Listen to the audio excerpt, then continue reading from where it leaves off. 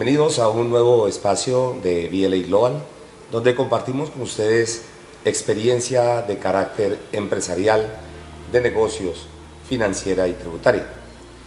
En esta ocasión hemos querido hablar de un tema no menos importante y que gracias a la reforma tributaria, la ley 1819, toma una preponderancia respecto a lo que se considera como importancia del avalúo de inmuebles o avalúo de otro tipo de bienes.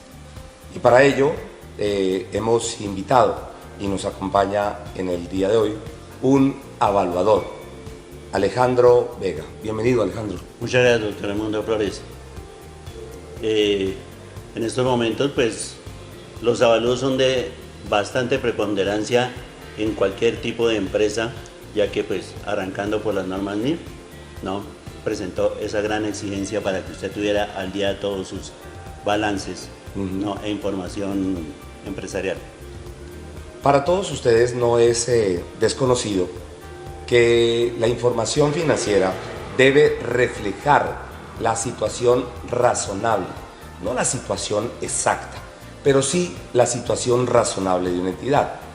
Y los inmuebles, empezando por ellos, la propiedad, planta y equipo en general, tiene un peso importante en algunas empresas más que otras, pero que tiene definitivamente un peso, una representación bastante significativa. Alejandro, ¿cuál podría ser el contenido de un avalúo para que esté debidamente soportado técnicamente? Bueno, el contenido de un avalúo inicialmente debe ser quién le está solicitando, identificación de la persona que lo solicita, ¿no?, la dirección del inmueble, ¿ya?, la norma urbanística que tiene el inmueble, el entorno donde se ubica el mismo inmueble, ¿no?, porque podemos encontrar unas casas que están muy bien construidas, pero su vecindario es totalmente diferente Claro. a esto. Y todo eso impacta en el valor del bien. Sí, sí. O lo demerita o lo valoriza. Es correcto. Ahora, ya utilizando los nuevos términos, o lo valoriza en positivo o lo valoriza en negativo. Correcto. Porque ya será. Bueno, entonces, se toca analizar todo esto. Hay 4 formas de hacer un avalúo, ¿no? La primera de ellas es hacer un mercado de competencia directa, ya que es analizamos los valores que tenemos en el mismo entorno, a ver a cómo se está vendiendo el metro cuadrado. El valor residual es cuando tenemos un lote y sabemos que de acuerdo a la norma podemos construir 6 pisos, entonces con base en esos pisos y los valores de valor al nuevo podemos sacar el valor real de ese lote. Ajá. ¿Ya? El valor de renta, ¿no?, que es lo que nos dice, como su nombre lo indica, cuánto puede valer un inmueble para su arrendamiento. O sea que eso sería, digamos que ese último, cuando usted habla de arrendamiento, sería muy propio para las propiedades de inversión. Exacto, para todas aquellas que están contenidas en la NIF 15. No, esa es la ley 40 o la sección 16, que lo tiene en la ANI para pymes. Exacto. Bueno, estas 3 son las básicas para poder hacer el avalúo de un inmueble. Perfecto. ¿Ya? Y así puede llegar al valor razonable de dicho activo. Es que en algunos avalúos podemos tener, por ejemplo, situaciones donde necesitamos también determinar lo que es el valor residual de ese inmueble. Y he notado con alguna preocupación de que, por ejemplo, propiedades con un muy buen valor, una muy buena proyección, una futura valorización proyectada, pero algunos evaluadores le colocan un valor residual del 5, del 10%, porque era como una costumbre que había. Sin embargo, el valor residual tiene otro sentido. ¿Podría ser aceptable ese 10% o habría que tener en cuenta otras variables? No, señor. El valor residual que se maneja, tal vez varios colegas han hecho una pequeña confusión. Ya, en lo que corresponde a los activos fijos de muebles, enseres, maquinaria, equipo, bueno, todo esto, no, va entre un 4% y un 12%. Estamos hablando de que el valor residual de una camioneta es del 12%, mientras que de un equipo de cómputo es el 4%. O sea, son rangos que ya más o menos se van. se van dando. Un equipo de cómputo que vale 1.500.000, cuando se daña o cuando ya se va a dar de baja por el 4%, son 60.000 pesos. Ya. Eso es lo que le pagan a uno en estos centros donde compran dichos activos. Casi Ya. que sería por decirlo así, el último El valor mínimo valor que tiene. podría desear. Exacto. Entonces, con los inmuebles, no, si es el mínimo valor, entonces debe ser el 100% de lo que se evaluó a la fecha. ¿Por qué razón? Porque como estamos hablando, es el mínimo valor por el cual se debe vender el inmueble en estos momentos. Claro, Entonces, ¿qué sería el valor residual? Sería igual a la valor. a la valor. Esto es importante, Alejandro, porque precisamente con la ley 1819, la reforma tributaria del año 2016, incluye en su artículo 131 del estatuto el hecho de tener en cuenta el valor residual. Por ejemplo, ahora que usted nos menciona que, por ejemplo, un inmueble podría llegar a tener el mismo valor del avalúo, eso sería que todo bien adquirido después del 2017 no podría depreciarse. ¿Y por qué no podría depreciarse? Pues porque si yo tomo el valor del bien, de acuerdo con el inciso segundo del artículo 131, y le resto el valor residual, pues el valor a depreciar que me queda a mí, pues queda en cero, y por lo tanto no habría base de depreciación. Con otra situación adicional, que el artículo 137 de este mismo estatuto tributario me dice que yo debo tomar para efectos fiscales la misma información contable. Mire la importancia que tiene el avalúo, ya no solo para aspectos contables, sino también para aspectos fiscales. Porque, por ejemplo, si un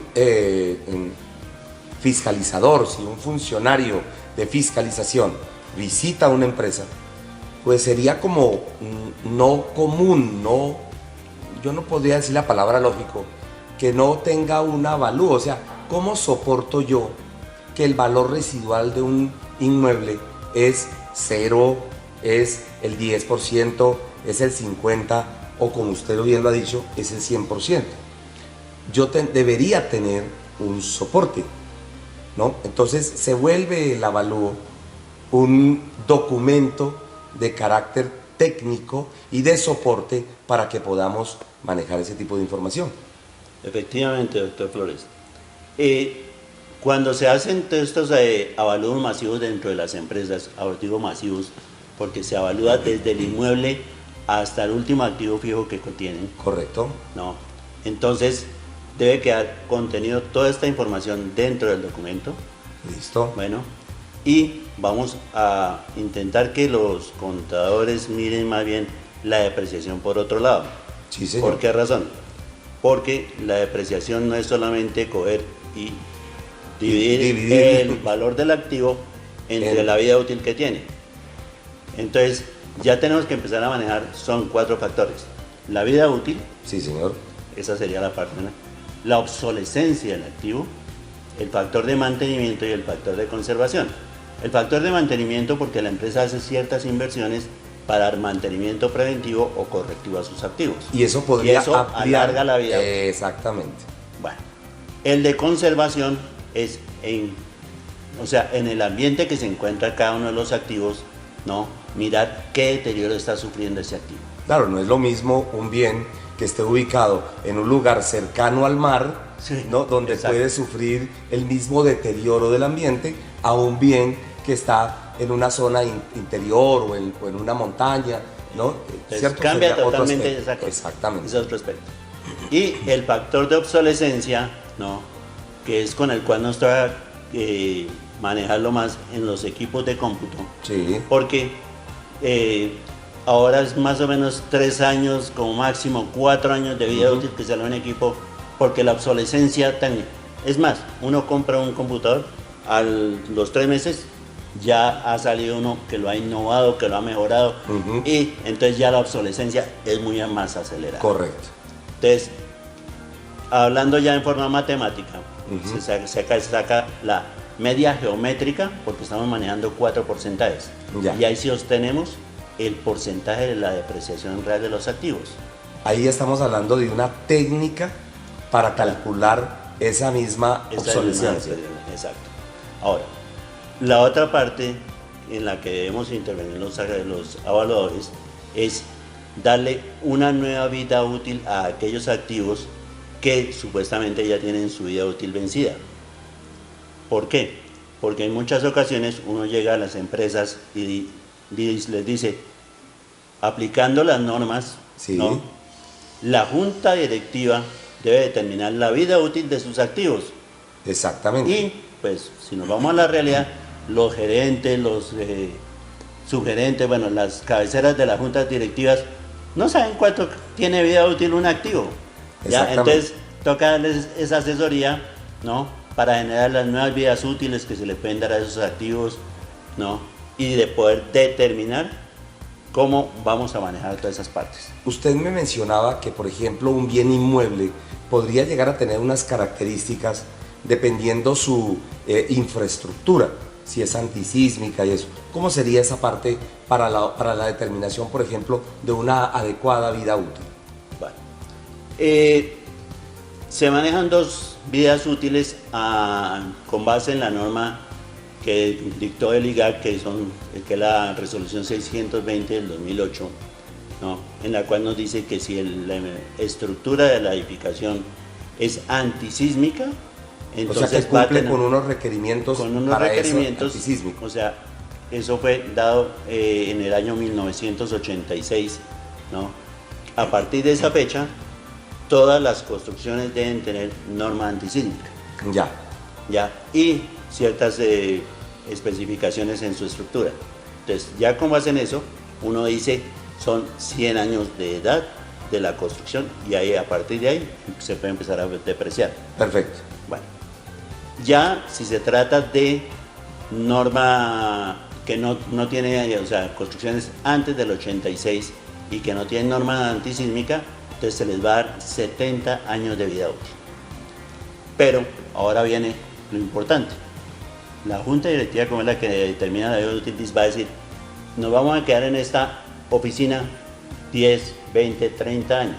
Entonces, le informan a uno, la vida útil que tenemos pensada para este inmueble es de 30 años. Entonces, a esa edad yo deprecio el avalúo. Que es distinto a la vida posible física del inmueble. Correcto. ¿No? Entonces, ahí estaríamos hablando de una vida útil. O sea, yo le estoy dando la vida útil técnica. Exactamente. ¿No? Usted está hablando de la vida útil fiscal, por decir un término, sí, para poderlos diferenciar. Porque es el tiempo en que usted la va a depreciar. Fíjese perdón, que le interrumpa. Fíjese que ahora la Administración de Impuestos incorporó unos límites máximos para depreciar, por ejemplo, un inmueble. Cuando uno hace el cálculo porcentual, un inmueble dice que el valor que yo máximo le puedo solicitar a un inmueble es del 2.33%. Eso nos da más o menos alrededor de unos 42 años o un poquito más. Lo cual significa de que si yo decido, como usted muy bien lo decía, 25, 30 años, voy a tener una diferencia tributaria. Pero también la tendré si yo decido tener la vida útil de 70 o de 100 años. Es decir, no necesariamente la información que yo tengo de carácter financiero, pues la tengo que aplicar de manera fiscal. Pero para terminar, quiero aprovechar su experiencia en el tema de bienes que no son propiedad de la empresa, pero que sí los controla. Lamentablemente, hemos estado muy sesgados al tema directo de lo que corresponde a la propiedad. Sin embargo, hay empresas que no tienen la propiedad, pero sí gozan del usufructo del bien. Eso también usted ha tenido experiencia en que algunas empresas lo han contratado para que usted le dé un valor a esos bienes, donde la entidad, si bien no es dueña, goza del usufructo del bien. Sí, señor, cómo no. Precisamente en estos momentos estoy trabajando con la Alcaldía de Medellín, ya a través de un contrato que se hizo con el Grupo TX al cual pertenezco, ya. Y entonces la Alcaldía de Medellín tiene muchas zonas de espacio público, ¿no?, repartidas por toda la ciudad, en las cuales, por ejemplo, encontramos el Aeroparque, el Parque Norte, estas grandes extensiones donde son de diversión, ¿ya? Pero estas están manejadas por una empresa que se llama Metroparques. Correcto. Que forma parte de la alcaldía también. Entonces, al contador de Metroparques le interesa en estos momentos saber cuánto vale cada uno de estos parques para incorporarlos a su contabilidad. Antes lo tenía por fuera. A pesar de que no es el dueño propietario. No es el dueño, pero está haciendo el usufructo de ese parque. Está encargado de cuidarlo, de cobrar las entradas, de hacer todo este manejo financiero, sí, ¿no? Y mantenerlo lucido, o sea, darle el mantenimiento perfecto. Entonces, en este movimiento, ¿no?, el contador tiene que saber qué tiene a cargo de su empresa. Muy bien. Ya. En el leasing financiero tenemos que ya desmontarlo, porque hay muchos contadores que no lo quieren montar a la propia planta y equipo.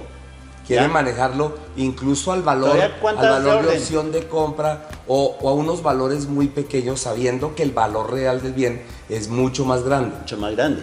Entonces, se firmó leasing financiero con X empresa, con que tienes identidad bancaria, sí, pero súbalo de una vez al valor total. Además y empieza a depreciarlo. Además que es un requerimiento del artículo 127-1, que es una exigencia no solo de carácter contable, sino también de carácter fiscal. Nosotros encontramos, por ejemplo, de que en pymes encontramos el leasing el leasing financiero dentro de la sección 20, que me pide que lo tenga incorporado dentro de los activos, o si estoy hablando de plenas, en la sección, en la NIC 17, perdón, y que va a ser reemplazada por la nueva NIF 16. Entonces mire que el estándar contable dice que debe estar en la contabilidad, a pesar de que en el leasing financiero todavía no soy propietario, pero estoy en el usufructo del bien. Exacto. Y lo mismo de en concordancia el artículo 127-1 del Estatuto Tributario. O sea que hay concordancia en eso que usted menciona, de que hay entidades que están incorporando en su contabilidad bienes que, a pesar de no ser de su propiedad, pero gozan del usufructo. En eso también tendríamos bienes en comodato. Bienes en comodato, bueno. Tenemos una infinidad de bienes que todavía no están gozando, o sea, no forman parte de la contabilidad de una empresa, porque la gente todavía está un poquito encasillada en decir, yo no soy el propietario. Exactamente. Pero, aunque no es el propietario, está haciendo uso de ese bien. Ajá. No, y no va a ser, pues, si fuera por menos de un año, como dice la norma, pues sería distinto. Pero si ya lleva 5, 10, 20 años o tiene tiene como hasta 50 plazo, años, sí, señor. Entonces, ya como forma, o sea, como lo que pasa con varias entidades de las fundaciones. Correcto. La mayoría de fundaciones a las que se les entrega ese tipo de bienes. Ese tipo de bienes, entonces tienen que hacer todas estas cosas así. Y Alejandro, estos temas que se vuelven bastante polémicos, por llamarlo de alguna manera, donde se tocan unos temas porque las entidades no quieren incorporar, como usted bien lo dice, esos bienes o darles el valor correspondiente, siempre vamos a tener ese tema, digamos que dentro de las situaciones delicadas, porque las personas les da miedo un impuesto, que se les dispare los impuestos, que se les tenga, pero resulta de que son requerimientos de carácter técnico y requerimientos de carácter legal, porque al ser las NIF una norma legal, pues se vuelve un requerimiento de este tipo, o sea, normativo. No es simplemente ni una recomendación ni algo, sino que se vuelve un aspecto legal. Finalmente no nos resta sino agradecerle a usted habernos compartido este tipo de experiencias, porque definitivamente el avalúo adquiere una mayor importancia Y qué es mejor escucharlo, no de un contador público, sino de una persona que como usted le toca hacer los avalúos para que sean sustento de las empresas y soporte no solamente ante las entidades de control y vigilancia, sino ante la administración de impuestos. Muchas gracias, doctor Flores, por la invitación. Y lo que le comentaba al principio, ¿no? Qué bueno sería que el doctor Pedro Borges, contador general de la Nación, ¿no?